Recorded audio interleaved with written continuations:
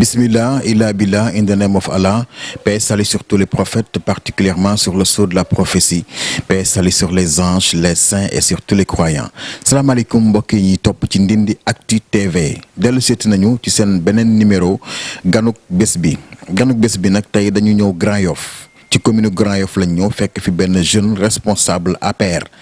moom nag mooy président plateforme booloo pour l'émergence moom daal ci mbir yooyu lay yëngu alors doon nag jeune bu ambitieux koo xam ni jege na lool président Macky Sall ñu koy wax Nourou Niang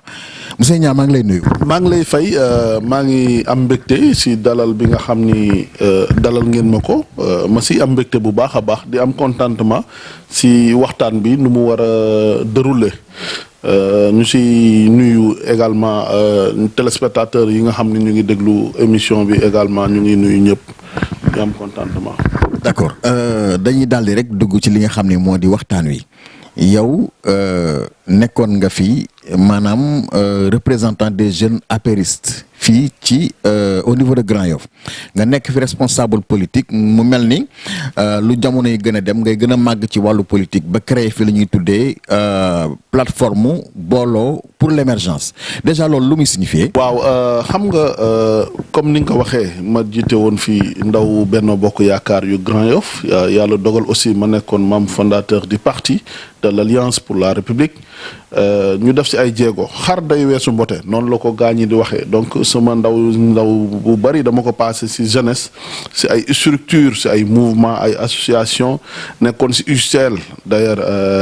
nekkoon si biir PDS en 2009 ma génn nag ñëw ànd ak président Macky Sall nekk si COJER bi nekk si jeunesse Benno Bokk Yaakaar bi ba yàlla dogal ma jiite ko au niveau communal waaye nag aussi politique aussi dafay laaj boo nekkee si lenn di si yëngu boo demee mu yàgg da ngay bàyyi say rakk donte sax at yi weesoogul mais da ngay bàyyi say rakk aussi ñoom aussi ñu taxaw ñi nga xam ne tàggat nga leen ñu jéem a xool nu ñuy waxtaanee ba tànn keneen jiital ko. bon plateforme booloo pour l'émergence li tax ma teg ko moom mooy bi ñuy jëm ci élection présidentielle yi nga xam ni ci la ñu jóge dafa am ay mouvement ay association société civile ñu bari ñoo xam ni bëggoon nañu jàppale président Macky Sall gisoon nañu vision président baax na mais mënuñu ko jàppale ndax ñenn ñi dañuy jàpp ni dugg ci biir APR mënuñu ko wala ñu booboo jàpp nañ ni waa APR dañuy xeex wala dañuy xuloo wala dañuy sisante donc te loolu certes politique nag ak coow ñoo ànd bon ma jàpp ni ñoom ñëpp pour jàppale leen pour fédérer leen pour boole leen ngir ñu mën a jàppale président Macky Sall gis seen bopp ci taxawaay bi ñu war a taxaw pour jàppale président Macky Sall il faut que ñu créer benn dynamique boo xam ni ci la ñuy jàppale Macky Sall. bi ma leen woowee nag ñu waxtaan si ndax nag am na ñoo xam ne ñu ngi woon taxaw Dakar ñeneen ñu ngi woon si yeneen parti ñoo xam ne bëgg nañ jàppale président te bëgguñu ko jàppale si biir APR si la waxtaan ak ñoom ñu teg benn plateforme bu tudd plateforme booloo pour l'émergence plateforme boobu ay mouvement ñu bari ñoo si nekk ay mouvement ay association am na si nag ay nit yoo xam ne politique wu ñu mën nañu wax ni sax société civile la ñu nekk ay nit ñi nga xam ne aussi ñu ngi woon si taxawu Dakar ñu ànd ak ñoom boole leen ngir ñu liggéey pour jàppale Macky Sall parce que vision moom moo nekkoon émergence ñu jàpp ni pour ñu egg ci émergence boobu il faut ñu def ba ñu booloo ñu taxawal lu mel ni fédération ñu jàppale ko lu ñu ko doon jàppale nag bokk na ci fexe ba communiquer parce que nag président Macky Sall defoon na ay jéego yu bari yoo xam ni mën naa wax ni ba ñuy wuti élection yi présidentielle 2019 yi ñu bari dañoo manqué woon am communication bi dafa desoon ñu ne ñun nañu accès suñu jàppale président Macky Sall ci communication mooy fexe ba wax askan wi li nga xaman ni ay jéego la yi nga xam ni président def na ko bon plateforme booloo pour l'émergence ñu jàpp ni il faut ñu booloo ngir ñu jëm ci émergence boobu booloo nañu ñu def communiqué jàppale président pour mu gagner élection yi mais dañu ne woon plateforme du yem foofu dañuy fal président ba noppi ñu ànd ak moom di ko jàppale ngir émergence bi nga xam ni moom la woo sénégalais yi ñu mu mun ko réaliser ñu mun ko gunge ci action toutes les actions yi nga xam ni définir na ko donc ci loolu la ñu nekk sax d'ailleurs di ko jàppale lépp lu mu sumb ñu xool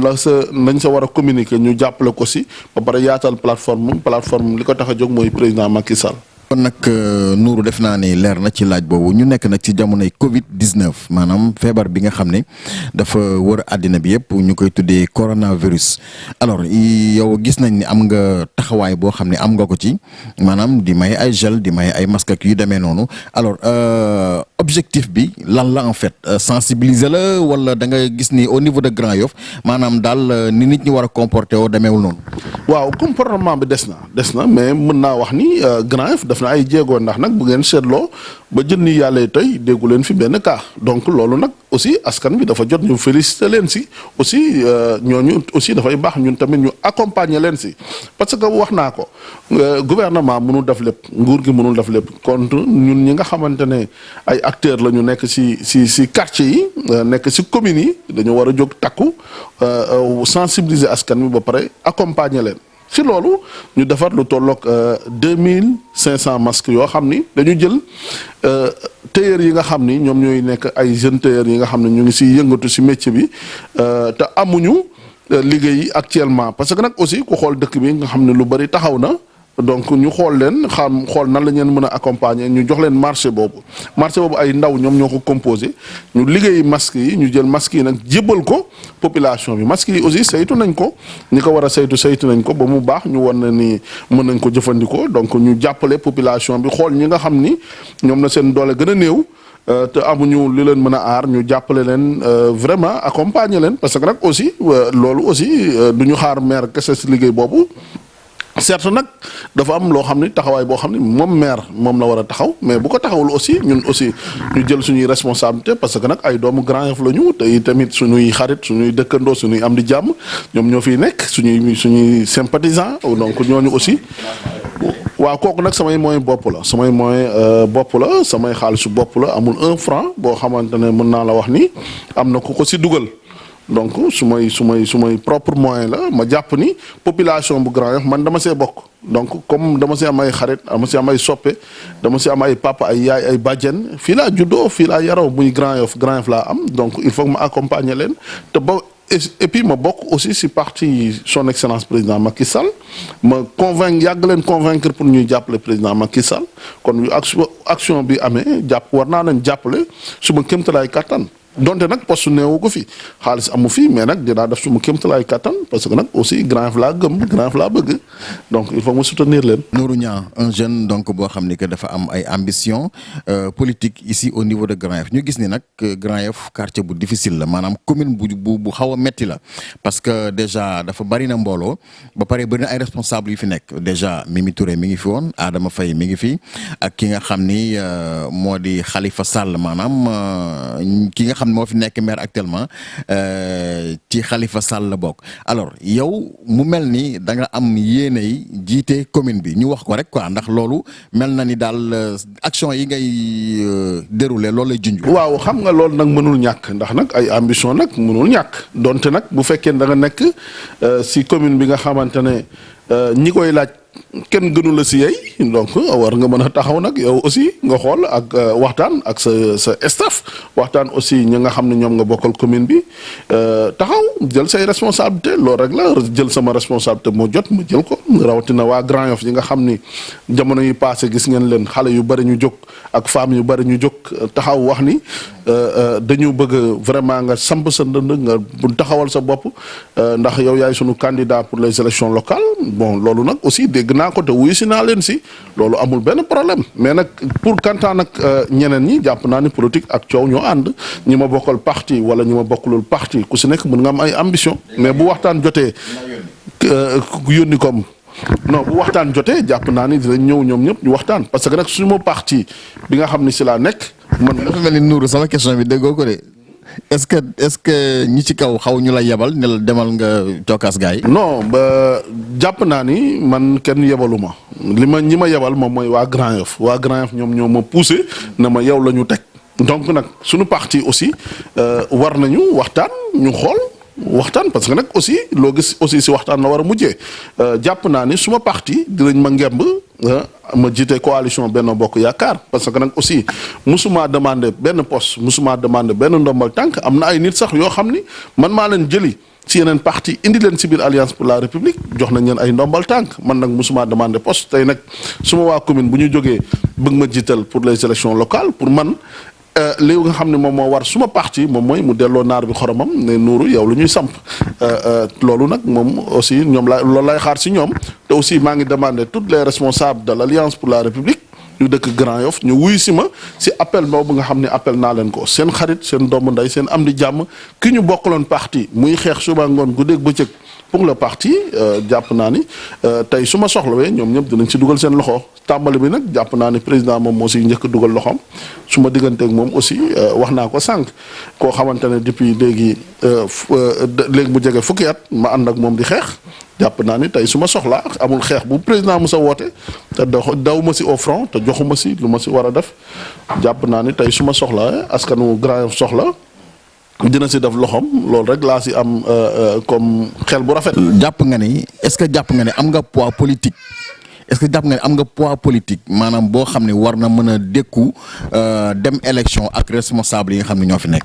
élection nag yi fii jot a jaar xam nga élection nag ndaw yee koy gagné ak jigéen yi man nag yàlla dogal na jiite woon naa ndaw Benno Bokk Yaakaar am naa si expérience bu bari ndax dem naa si ay élection yu bari dem naa élection si au niveau de PDS nekkoon si ndaw UJTL yi ma nekkaat si biir Alliance pour la République nekk si membre fondateur ndax ñi njëkk a démissionné ànd ak président ci laa bokk donc xam naa niñ koy defee te tamit maîtriser naa ko bu baax si wàllu jëm élection jàpp naa ni élection yi ñuy wax sax ndaw moo koy def konku am naa si yaqin bu wér parce que nag aussi bu fekkee ne population bu gën a jox nañ ma nopp population bu muy jigéen yi muy ndaw ñi jox nañ ma bopp jàpp naa ni amatul lu may ragal te amatul lu ma war a prouver pour wane ni war naa mën a doxal mbir yi parce que boo xoolee du wàllu compétence du wàllu benn wàllu domaine boo xamante ne ni tey bokk na si li nga xam ne moom la ñu war a doxalee gestion wu mairie bi te loo xamante ne moteewul li am solo moom mooy nga doxal ci ak gestion transparence ak liggéeyu équipe loolu moo am solo te si loolu lañ may xaar li nga xamante ne nag jàpp naa ni moo nekk suñu kanam moom mooy fexe ba waxtaan ak suma waa parti moom laa la wax décision bi bu ñu koy jël ñu jël ko ensemble parce que nag aussi nekk si parti liggéey si ñafe si ñu lay seetaan ngay ber sa liste wala yooyu la rafetul donc man li nga xam ni moom laa gëm mooy parti bi ñu bëri nag ñu ngi lay pousse si loolu tegal sa liste parallèle mais nag aussi nañu bàyyi xel xam ne nag aussi man dama nekk si parti te parti bi ma nekk moom mooy Alliance pour la République te jàpp naa ni bu ñu waxtaanee war nañu mën a juboo daal moom moo am solo te jàpp naa ni dinañ ma samp. incha allah yàlla baax na mais Nourou man defe naa ni bi ma njëkkee gis Mimi Touré ba toog ak moom ci yow mii la jaaree ak Babacar Ndaw sa collaborateur proche alors ma lay laaj yaag moom sa relation nu mu demee. waaw xarit la rek sama relation comme ak moom xarit la comme suma relation ak keneen li am solo moom mooy ndaw président Macky Sall la li nga xam ni ñoom laa leen yóbbee si Mimi Touré am na ñoo xam ni yóbbu naa leen si président Macky Sall am na ñoo xam ne yóbbu naa leen si yeneen leader li am solo moom mooy lépp loo xam ne jàpp nañ ne war na mën a yaatal suñu parti dama si doon yëngu donc loolu moom moo am solo mais nag aussi fi ñu toll si Grand Yoff li nga xam ni moom moo jot moom mooy taxaw jël sumay responsabilité et puis jël naa ko. kon da nga bëgg a wax ni yaa ngi Mimi Touré seqatu leen dara. non mosuñu ñàkk sekk dara moom mooy xarit bi nga xamante ne sekk nañ ko comme ni mu ko waxee mooy suma xarit la suma wëlëre la kooku dara mënu koo dindi li am solo moom mooy am na ñi nga xam ne sax ñu ngi si yeneen parti ma am ak ñoom jàmm ma koy nuyu de passage Mamadou Diagne Fada ak ñeneen ñi nga xamante ne ay kilifa la ñu nekk si yeneen parti li nga xam ni moom moo am solo moom mooy président lay jàppale donc gisuma si benn affaire. da ngeen am réeroo sur le plan politique wala. non du ma si sori parce que du ma si sori mais li si am solo rek moom mooy jàmm laa sekk ak moom jàmm laa sekk ak kenn ku nekk li am solo moom mooy président lay jàppale président Macky Sall lay jàppale donc suma xarit la loolu dama koy réitérer aussi li nga xam ne moom moo si am solo rek moom mooy suma taxawaay tey si Grand Yoff ak suma taxawaay tey si parti bi loolu rek moo si am solo. mel na ni point boobu saa waay bugg ci sori mais bon garaawul nañ ci mës a waxtaanaat incha allah Nourou kon ñu jeexal ak li nga xam ne moo di maanaam fonds bi nga xam ne président dégagé na ko muy 1000 milliards jëmale ko ci population sénégalaise bi ndax jàppale leen ci mbas mi nga xam ne moo am alors loolu yow mu am coow la ci juddu ku ma mës a toogal ci jamono yi dama ciy waxtaan ak yow pour xam ci sa xalaat en fait ndax coow li yow dégg nga ko et puis nan nga gisee doxalin bi pour ñu tëjee foofu. waaw dama koy rafetlu d'abord ndax nag aussi sa état d'urgence bi nga xam ne jël na ko et puis mu génnee fonds yamu ci génne li nga xam ne si Afrique mën naa wax ni amul kenn ku ko génne pour jàppale sa population loolu ñun ñëpp dañ ko war a tàccu applaudir ko ndax nag président Macky Sall dafay wane ni bëgg na peuple bi te mu ngi déglu peuple bi ndax foo gis kuy génnee di jàppale sa peuple vraiment am na solo te loolu lañ doon xaar si moom bu askan bi nekkee si jafe-jafe mu nekk seen wet bu génnee moyens yooyu dinañ ko rafetlu bu baax li si am solo moom mooy si loxo yu mu koy teg aussi ñoom aussi ñu fexe ba doxal ko gestion transparence ba ñi ko war a jot ñu jot ko parce que aussi bu président xasee ba génne yu mel noonu daanaka li gënoon bari def na ko li am solo moom mooy entourage bi ñi nga xam ne ñoom lañ ko dénk aussi ñoom tamit ñu doxal si ak yelleef ba fexe ba doxal ko ni ñu ko war a doxalee ñi ko war a jot ñu jot si parce que loolu laay faral di wax bu fekkee ne ñi ko war a jot jotuñu ko échec bi président lañ ciy tudd te président def na ay jéego def na ay avancé def na li mu mën def na kéemtalaay kàttanam donc nag nit nag bu ñu dénkee benn mbir aussi yow yaa si war a def fulla yaa si war a def voilà sa dignité ak sa engagement loolu defe naa ne am na solo trop. Nourou Niang kontaan nañ may fàttali ni ñi ngi la fekk si woon fii Grand Yoff ci sa kër nga xam ni mooy sa base alors bu fekkee am nga message boo xam ne bëgg nga ko jàllale bon ñu tëjee ko. message bi may lancé moom mooy fexe ba responsable yi nga xam ne am nañu ndombal tànk ni Abdou Karim Fofana di def ñoom Ndeye Saly Dieng di ko def ñu fexe ñoom ñëpp ñeneen ñi aussi ñu roy loolu ñu jàppale population bu Dakar rawatina bu Sénégal ñu ngi ñaan yàlla dindi feebar bi ci Sénégal dindi ko ci àdduna bi yëpp may lancer un appel solennel à toute la population de Grand Yoff pour que ñu gën a vigilant ñu gën a fàggu masque yi ñu leen jox bi baax na mais nañu koy norme ni ñu leen sensibiliser ñu koy respecter bu ñu solee masque bu ñu simmee nañ ko fóot def ci eau de javel verre ko passé ko xam nga doon koy solaat et puis ku si nekk rek nga respecter aussi distance yi ñu gën a vigilant jàpp naa ni sénégalais yëpp bu ñu ànd ñun ñëpp ñu vigilant dinañu mën a mucc si jàngoro ji nga xamante ne moom mooy Covid 19 ñu ngi ñaan yàlla mu musal ñu si may profité di leen baalu àq waa Grand Yoff di baalu àq waa Sénégal yëpp rawatina nag waa Grand Yoff bi ma dëkkal di leen baalu àq di leen ñaanal jàmm sutura ak xéewal yàlla dotti ko sunu réew yàlla jotti ko si àdduna bi yëpp di nuyu de passage son excellence président Macky Sall di ko féddali aussi suma kóllëre di ko wax ni aussi suma engagement bi nga xam ne moom laa amoon depuis 2008 daanaka moom laa am ba tey donc maa ngi koy sant di ko gërëm ci taxawaay mi nga xam ne taxaw na ko sénégalais yi. waaw géej nañu gisee tuuti rek waaye xam naa ni xat-xat yi la li am solo moom mooy ma féetee di wane suma jàppale bi ma koy jàppale loolu rek moo si am solo. waaw d'ailleurs def nañ ci ay jéego yu am solo waaye nag aussi du doy dañuy continuer rek seet lu ñu xam ne mën nañ ko ñu continuer koo def. waaw d'ailleurs déjà man Grand Yoff ay sympathisants laa fi am damay jékki-jékki ñëw yëkkati 5 tonnes de sucre na joxol nit ñi comme kooku loolu yéene mënul weesu loolu donc maa ngi gërëm population bu Grand Yoff yëpp sans exception di gërëm coalition Benno Bokk Yaakaar di gërëm ñëpp tout le monde waaw maa ngi sant yàlla bu baax maa ngi leen di nuyu bu baax a baax alhamdulilah. Ndindy Actu TV moo ñëwoon tey seet si benn jeune responsable APR jiite nag plateforme bi ñuy tuddee booloo pour l'émergence alors moom ambition politique am ñëpp xam nañ ko bëgg na jiite mairie bi donc ñi ngi koy ñaanal suñu borom loolu muy sàkku suñu borom defal ko te baalu àq ñi nga xam ne ñoo ñuy topp ñëpp nag ci internet yi ak ñi ñuy topp ci Ndindy Actu ñi ngi leen di baalu àq ci weeru koor gi di ñaan yàlla suñu borom defal ñu jàmm. Alors, une prochaine fois avec un autre invité, avec Malick Fadal Fall. D'ici là, portez-vous bien. Et comme disait l'autre, prenez soin de vous et de votre car. La santé n'a pas de prix.